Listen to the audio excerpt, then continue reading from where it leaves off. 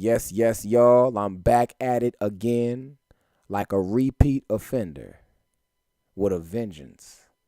It's Abdul Rahman of Abduction TV. I'm telling you, I got some brand new news to bring to you.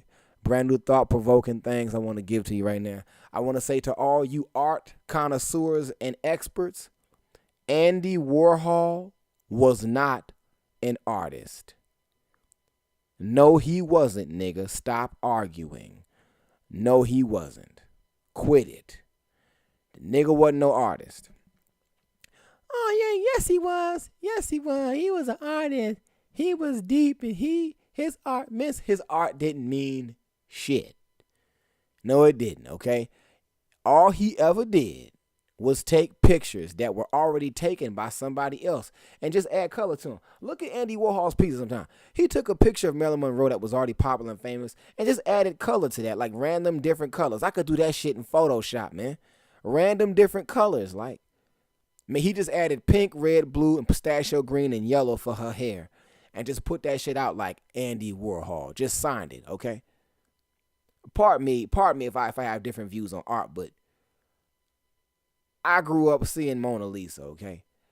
Da Vinci had to draw that shit for real and paint that. Like that was, he had to color that himself. That was his original piece, all right? Okay? Bob Ross, you saw him paint that shit on TV. That was his painting. He didn't just jack somebody else's mountaintops and snow caps and happy little trees and then writing, you know what I'm saying, and little log cabin and shit, and you know, and pasture and name it Bob Ross. He didn't do that. That's his shit. You know it is. When he added yellow ochre to his painting, that was a Bob Ross decision. When he added red brick to a painting, that was a Bob Ross decision. It was his shit. Turd brown, spinach green, that was all a Bob Ross decision, son. You feel me with that?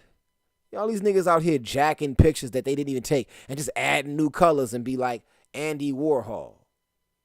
And niggas are on his dick. You gotta understand. See, because niggas were able to get away with that kind of art in the 60s, what happened was this. It spawned a new kind of artist that niggas can just act like they made that. And you got artists doing that shit now. I went to the Minneapolis Institute of Art or whatever that Minneapolis Art Museum and shit. Up in there, they got some incredible shit. They got statues of deities, goddesses and gods, antique spoons and all kind of stuff. Antiques and stuff that people had to actually make. Abstract art that people had to actually make with their hands. And it took years to finish for a lot of them. And then when I get to the modern day abstract art, you know what I see? I see the most ridiculous shit in the world. Stuff that takes no talent whatsoever. I seen a piece where they had a Chuck Taylor shoe that was glued on top of a rotary phone. A Chuck Taylor shoe glued on top of a blue rotary phone. How amazed would you be if you walked into the art section and this cat was bragging on his piece and you come out to see your boy's piece and his piece is a blue Chuck Taylor shoe glued on top of a rotary phone? You'd look at him stupid. Like, this is what you had me wasting gas for? I wasted bus fare with you to get out here to look at your piece. And you swore up and down that shit was hot, that was fire. And your piece is a Chuck Taylor shoe glued to a rotary phone, Negro. This is it. I went over there to the other section. They had a twig sitting next to a cranberry. Is this what niggas define as art now? Is this where the fuck we at? Huh? Really? You got better artists on YouTube and the shit that's packing the museums is shoes glued to phones and twigs sitting next to cranberries. You know, it makes me fucking mad as a real artist. I got a right to be mad. And I got a right to be even jealous. You know, all these years I walked past shoes and rotary phones and I never thought that shit would be worth thousands of dollars. It would be that lucrative. All these years I ate cranberries and walked past twigs. I never figured to sit them next to each other. I could have been 1,000 there years ago. And at that time in my life, I didn't have no job when I seen that art piece. You know how fucked up I felt to have no job at that time and to see niggas sitting twigs next to goddamn sticks and phones and shoes and getting paid off that. That motherfucker probably vacationing halfway across the world off of gluing a shoe to a fucking phone. And you got niggas out here starving, fam. Swiping EBT cards and he's eating off of gluing fucking shoes to fucking phones. Am I wrong for feeling like this, or can I get a witness in this motherfucker? Can the church say amen in this shit? In the holy church of logic? Because I don't see how that shit is art. Of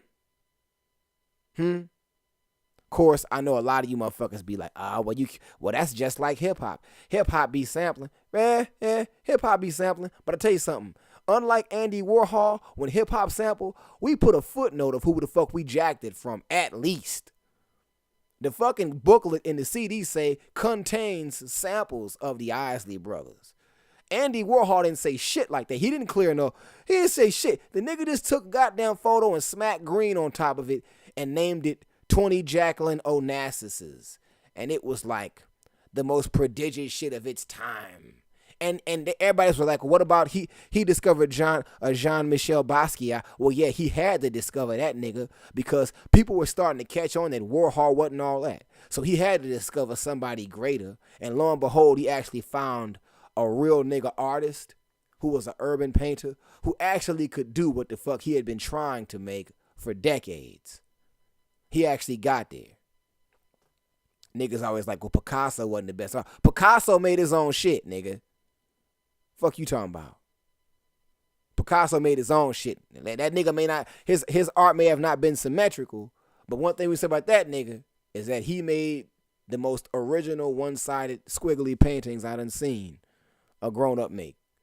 And in Salvador Dali, how do we backslide into Andy Warhol and then backslide into shoes and phones and cranberry twigs?